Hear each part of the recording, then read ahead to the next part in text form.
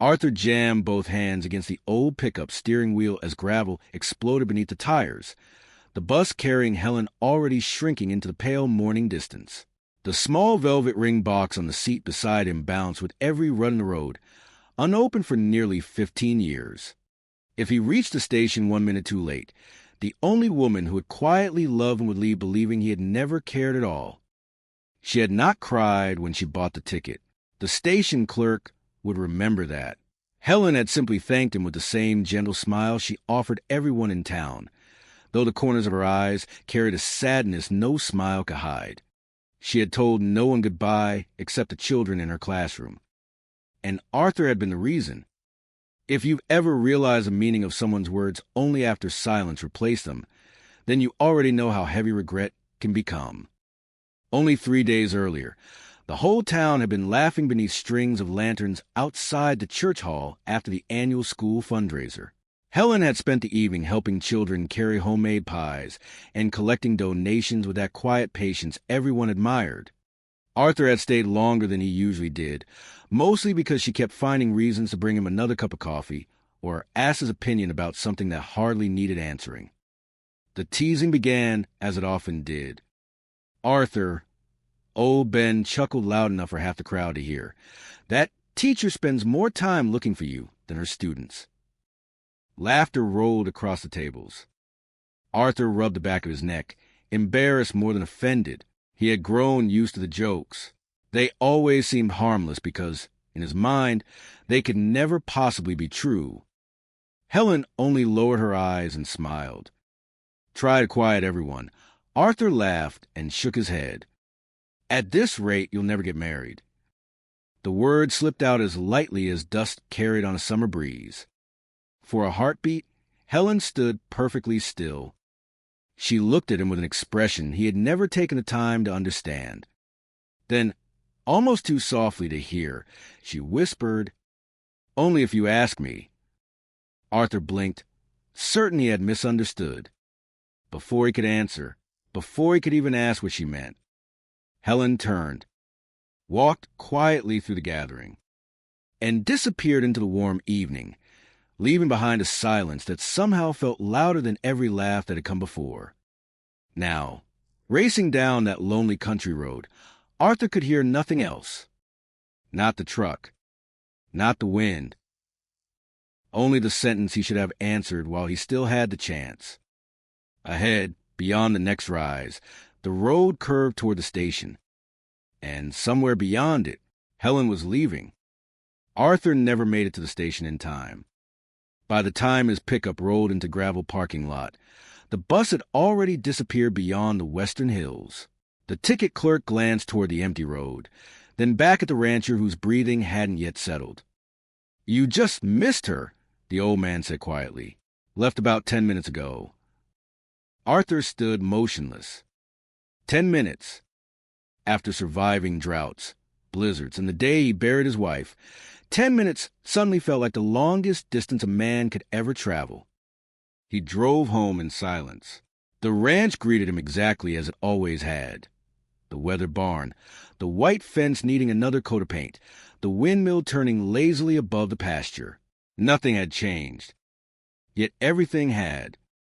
Copper, his aging bay gelding, wandered the fence expecting the usual pat across his neck. Arthur reached out automatically, then stopped halfway. He remembered another pair of gentle hands brushing the horse's mane only weeks before. Helen had laughed when Copper stubbornly refused his medicine. "You've spoiled him," she had teased. Arthur had shrugged. "I reckon we're both too old to change." She had looked at him then with a smile he only understood now. "No," she had answered softly. "Some things are worth changing." At the time, he thought she was talking about the horse. Inside the farmhouse, the silence settled heavier than dust. Arthur placed his hat on the same hook he had used for nearly 30 years. He set a kettle on the stove without thinking. Only when he reached for a second mug did he freeze. Helen had never lived there, but somehow she had become part of his routine. Every Thursday she stopped by after school with fresh bread or pie, always pretending she had baked too much. Every Saturday, she found another excuse to visit the garden. Every Sunday, she somehow appeared after church asking whether he needed anything from town. He had accepted every kindness. He had questioned none of them. The kitchen table still held the small jar of wildflower honey she had brought 2 weeks earlier. "For your tea," she had said. "You remember I drink tea?" She smiled. "I remember lots of things." Arthur closed his eyes. She had remembered his birthday when he had forgotten it himself. She knew his favorite peach pie without asking. She noticed the old coat whose sleeve had begun to fray, and somehow it returned neatly stitched a few days later after she claimed she'd borrowed it by accident. When a spring storm frightened Copper into breaking part of corral, Helen stayed in the rain helping calm the old horse instead of running home to keep dry. No one did those things out of ordinary politeness. Not all of them. Not for months. Not with that kind of quiet devotion. He lowered himself into the worn kitchen chair, resting his elbows on the table. Then the memory struck harder than any punch. Only if you ask me. She had not been making a joke. She had answered him with the truth. Arthur covered his face with both hands. "Lord," he whispered into the empty room, "how could I be that blind?" His thoughts drifted to Margaret, the wife he had loved until illness carried her away 15 years earlier. On the night before she died, she had squeezed his hand with what little strength remained. "You promised me something?" "Anything. When happiness knocks again." She smiled despite the pain. "Don't leave it standing outside." Arthur had believed that promise belonged to another lifetime. He had spent years convincing himself that loving Margaret meant never loving anyone else. But perhaps he had misunderstood that promise too. Late that afternoon, someone knocked gently at the front door. It was Sarah Collins, the school secretary. She hesitated before speaking. "I thought you should know." Arthur's stomach tightened. Helen requested a transfer nearly 3 weeks ago. 3 weeks?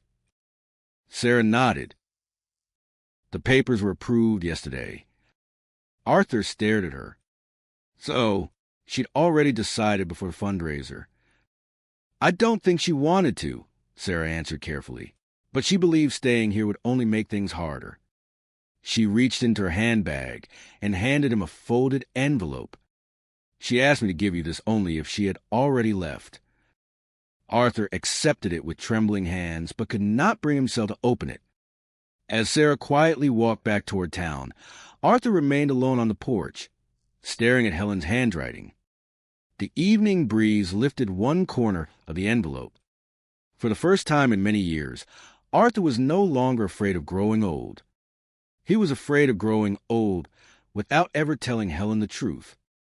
And somewhere inside that unopened letter waited the answer to whether he still had time, or whether he had already lost her forever.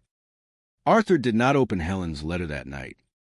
He carried it into the farmhouse, placed it beside the old oil lamp, and stared at it until the flame burned low. He was afraid that once he read her words, they would become final. As long as the envelope remained sealed, a small part of him could still pretend there was time. He slept little. Just before sunrise, he poured a cup of coffee and finally slipped a finger beneath the flap. The handwriting was neat, steady, unmistakably Helen's. "Dear Arthur, if you're reading this, I've already left. Please don't think I went because of one joke. That wasn't the reason. Your words simply helped me understand something I've been trying not to admit to myself." Arthur's eyes blurred.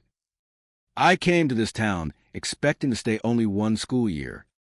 Then I met a rancher who fixed my broken fence before I even knew his name, who carried boxes without being asked, who always stood so everyone else could sit, who remembered every child's name but never believed anyone could remember his. Somewhere along the way, I fell in love with you." Arthur lowered the letter for a moment. The room felt impossibly still. He had imagined those words 1,000 times since the bus left. Seeing them written in her hand somehow hurt even more. He continued reading. I never wanted to become another burden after everything you've already lost. You loved your wife deeply. That is one of the reasons I loved you. But every time I thought perhaps your heart was opening again, you reminded yourself that you were too old, or that I deserved someone else. I couldn't keep standing close enough to hope and far enough to never reach it. So I'm leaving before my feelings become something that makes us both unhappy. Please don't feel guilty. Meeting you made my life richer than you know. Take care of Copper. Remember to wear your heavier coat when winter comes. And don't skip breakfast just because nobody is there to remind you. With affection, Helen. Arthur folded the letter carefully, though his hands refused to stop trembling. She hadn't left because she stopped loving him.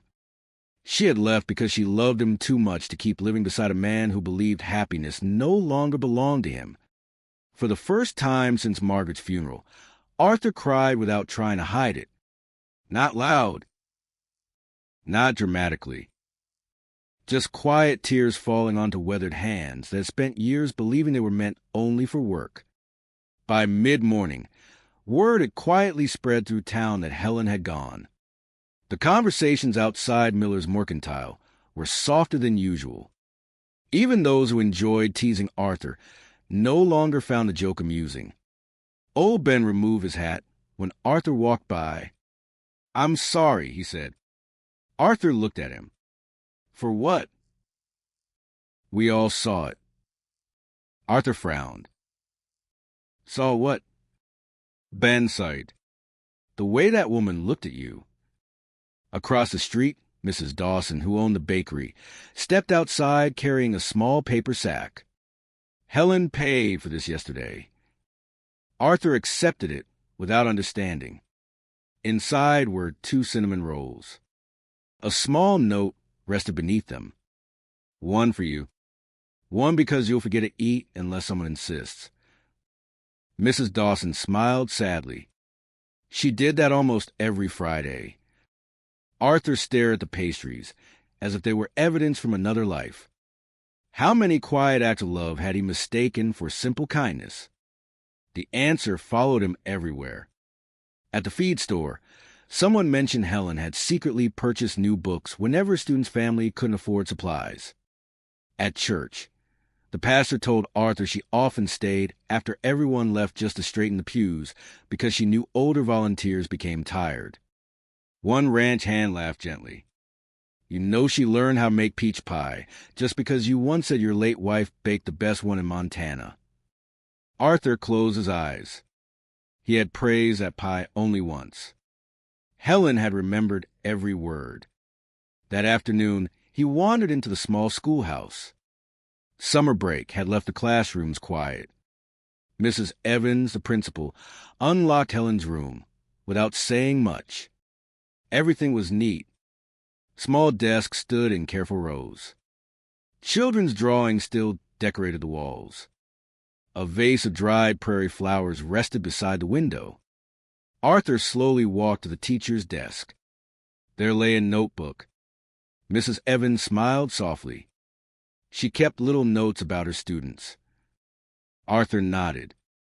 As he turned the pages, he found lists of reading goals, reminders about birthdays, and sketches children had given her. Then a folded page slipped onto the floor. It wasn't meant for anyone else. Across the top, written almost playfully, were the words, "Things Arthur doesn't know." His breath caught. Below them was a list. "He smiles more when Copper behaves. He pretends not to like pie. He always checks on older neighbors before snowstorms. He says thank you with his eyes more than his words. He still wears his wedding ring when he thinks no one notices. I don't want him to stop loving Margaret. I only hope one day he'll believe loving her doesn't mean he has to spend the rest of his life alone." Arthur could read no further. He carefully folded the page and slipped it back exactly where he found it. Mrs. Evans watched quietly from the doorway. She never stopped respecting your past. she said. Arthur answered almost in a whisper. I know. The principal hesitated before adding one final piece of news. Her new school is nearly 300 miles west.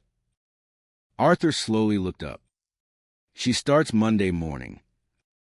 Today was Friday. He had 2 days. Only 2. That evening, Arthur unlocked an old cedar chest tucked beneath the staircase.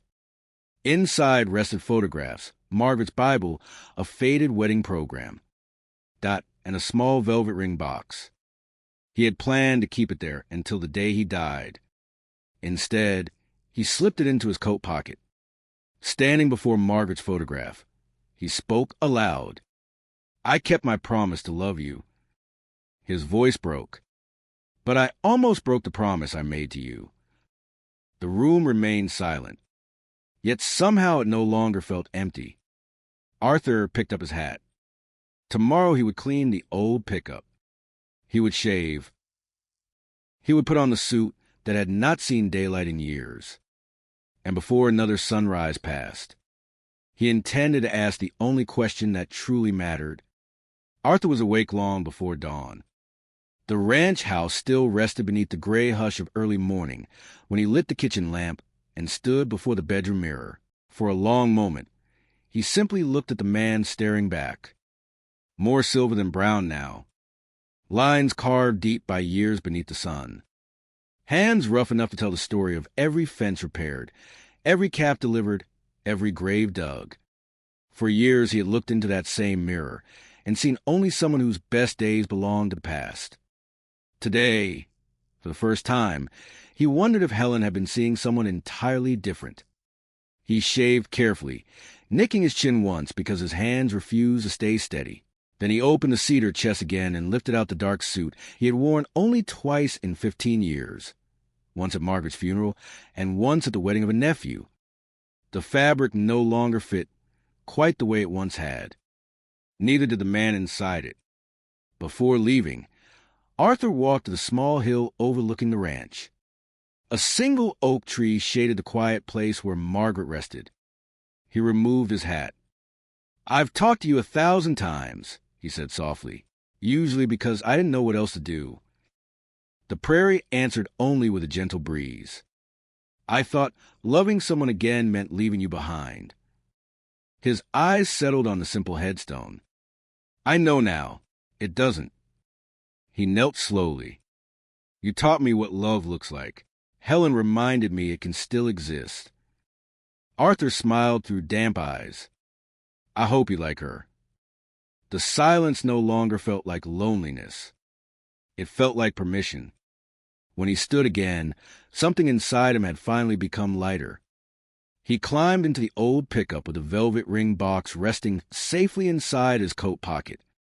The road west stretched farther than he had driven in years. Rolling hills gave way to wide grasslands. Small towns appeared and disappeared. He stopped only once for gasoline, where an elderly waitress poured him fresh coffee. You headed somewhere special? She asked. Arthur smiled nervously. I surely hope so. She glanced at the flowers resting on the passenger seat. Anniversary? He chuckled. If the Lord's willing, maybe the beginning of one. The waitress grinned. Then don't waste another minute. Arthur nodded. I already wasted enough. By late afternoon, the sign welcoming visitors to the neighboring county finally came into view. His heart pounded harder with every mile.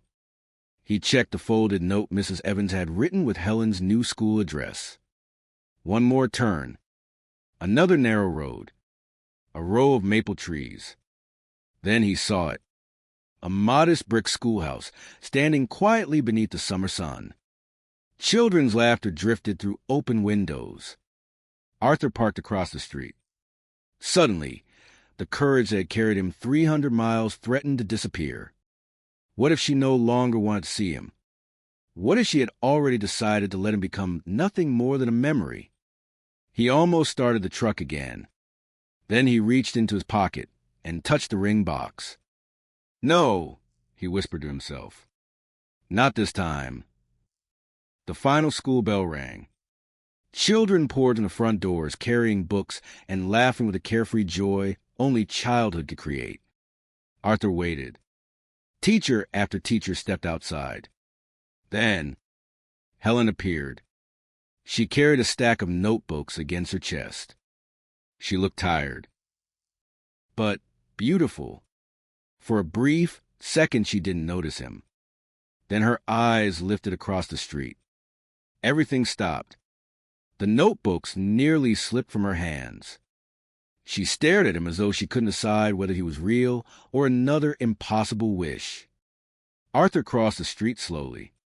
Neither of them spoke until they stood only a few feet apart. "You drove all this way?" Her voice was barely louder than a whisper. "I did." "Why?" Arthur laughed quietly, though nothing about the moment felt amusing. "Because I'm slower than most men." Helen blinked.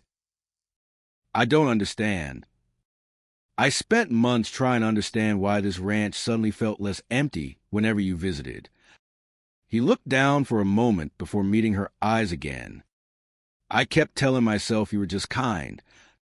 "You are kind." "I know. But kindness doesn't explain remembering how I take my tea." Helen smiled faintly. "It doesn't. It doesn't explain learning to bake peach pie." "No. It doesn't explain fixing my old coat." She looked away. "I was afraid you'd notice." "I should have." Arthur took one careful step closer. "I noticed everything, just far too late." Tears gathered in Helen's eyes. "I meant what I wrote." "I know. I wasn't trying to make you feel guilty." "I know. I only wanted you to be happy." Arthur's voice became unsteady. "And I spent 15 years believing happiness belonged to younger people." Helen slowly shook her head. "No. It belonged to anyone willing to accept it." Arthur swallowed hard. "I thought you deserved someone closer to your age." She smiled sadly. "I never asked for someone younger. I thought people would laugh." They already did. Despite everything, both of them laughed softly. The sound eased years of fear between them. Arthur drew a long breath. "I've buried too many words in my life." He reached into his coat. "I won't bury these." Helen's tears finally escaped. Arthur held the small velvet box in both hands. "I bought this ring years ago." "I know." He looked surprised. "Margaret once showed me a photograph." Arthur smiled. She had good taste. "So do you—" For a moment, neither of them could speak. The schoolyard had grown quiet. Even the breeze seemed unwilling to interrupt what had taken so many years to reach. Arthur slowly opened the box. The modest diamond caught the last golden light of the afternoon. His voice trembled, not from age, but from hope. "I joked that at this rate you'd never get married." Helen nodded, tears shining on her cheeks. "You answered, 'Only if you ask me.'" Arthur smiled through his own tears. "So today—" He took one knee on the warm sidewalk outside the little school. "And I'm asking—" For one endless heartbeat, Helen simply covered her mouth. Then she fell to her knees beside him instead. "No," she whispered with a tearful laugh. "I'm not letting you kneel here alone." She wrapped both hands around his. The answer came before the ring ever touched her finger. "Yes, Arthur." "Yes." "I've been waiting for you to ask." The children who had remained on the school playground burst into applause before either Arthur or Helen realized they had an audience. Little hands clapped. Teachers smiled through misty eyes. Someone laughed. Someone else quietly wiped away tears. Arthur slipped the ring gently onto Helen's finger. It fit as though it had been waiting all those years for this very moment. Helen looked down at the simple diamond before looking back into his eyes. "I thought I'd miss my chance," Arthur admitted. She squeezed his hand. "So did I." Then, without another word, she wrapped both arms around him. It wasn't the hurried embrace of two people afraid of losing each other again. It was the embrace of two people who had finally stopped running from happiness. A few weeks later, Arthur drove back to the little school once more. This time, Helen wasn't saying goodbye. She was packing books. The children insisted on helping. One little girl carefully carried a flower pot almost larger than herself. A shy boy handed Arthur a folded drawing. It showed a little schoolhouse, a ranch, 2 horses, and 2 people holding hands beneath an enormous western sky. Across the top, written in uneven pencil, were the words, "Don't be lonely anymore." Arthur folded the drawing with the same care he had once given Helen's letter. "I won't," he whispered.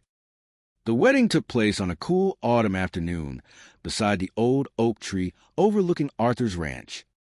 There were no grand decorations, no expensive banquet, no orchestra, only wooden benches borrowed from the church, wild flowers gathered by Helen's students, neighbors carrying homemade food, old friends who had watched 2 stubborn hearts spend far too long pretending not to see what everyone else already knew. Old Ben stood near the front, smiling from ear to ear. "I've been waiting years for this," he whispered to Mrs. Dawson. She nudged him playfully. "You spent half those years teasing them." And I was right. The entire gathering laughed. Even Arthur. Especially Arthur. When the pastor asked whether anyone wished to speak, no one stepped forward immediately. Then one of Helen's youngest students raised his hand. Everyone turned. The little boy walked shyly toward the couple. "Miss Helen," he said, "you always told us brave people tell the truth." She smiled. "I did." He looked at Arthur. "I think Mr. Arthur finally did." The crowd laughed again, but this time many eyes filled with tears. Arthur knelt so he could look the boy in the eye. "I surely did. And I should have done it sooner." Life settled into a rhythm neither of them had dared imagine. Every morning, Helen drove to school while Arthur walked the pastures before breakfast. Every afternoon, she returned with stories about children who had learned new words, solved difficult sums, or proudly shown drawings meant for the refrigerator door. Arthur listened to every story as though it were the most important news in Montana. The farmhouse slowly changed. There were fresh flowers on the kitchen table. Books rested beside the fireplace. Laughter replaced long evenings of silence. More than once, Arthur caught himself setting out 2 coffee mugs before realizing it was no longer a habit born from hope. It was simply life. Yet healing did not happen all at once.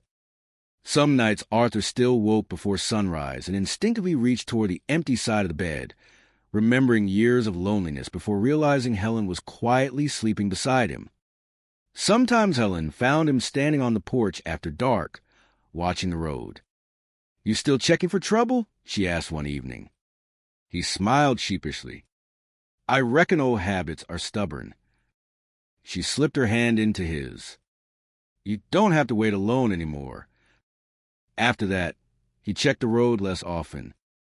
One spring afternoon, they visited Margaret's grave together. Arthur had worried about that day for months. Helen quietly placed a small bouquet of wildflowers beside the headstone. Then she stepped back. She asked for nothing. She competed with no memory. She simply stood beside the woman whose love had shaped the man she loved. Arthur took Helen's hand. "I spent years believing loving Margaret meant my story had ended." Helen looked at the rolling hills beyond the ranch. "No, it helped write the chapters that brought you to me." Arthur smiled. "I think she'd like you." "I hope so." The wind stirred softly through the old oak branches, carrying no answer. Yet leaving both of them strangely at peace. Years later, visitors passing to the little town often noticed something unusual about the ranch. The front gate was almost always open. Travelers with broken wagon wheels, or later, broken automobiles, were offered water, coffee, and a warm meal before they ever had to ask. Children knew there would always be fresh pie waiting after school. No one left hungry. No one left feeling forgotten. People sometimes asked Helen why she had waited so long for Arthur. She always smiled before answering. I was never waiting for a proposal. She glanced toward the man repairing another section of fence with the same steady hands that had first captured her heart. I was waiting for him to stop believing he was too old to be loved. Arthur would hear those words, remove his hat, and walk over to take her hand as naturally as breathing, because at last he understood what had taken him far too many years to learn. Love had never been standing somewhere far beyond the horizon. It had been quietly knocking on his front door all along. If this story reminded you that it's never too late to open your heart, share in the comments where you're watching from. And remember, sometimes the greatest courage isn't finding love. It's believing you're still worthy of it.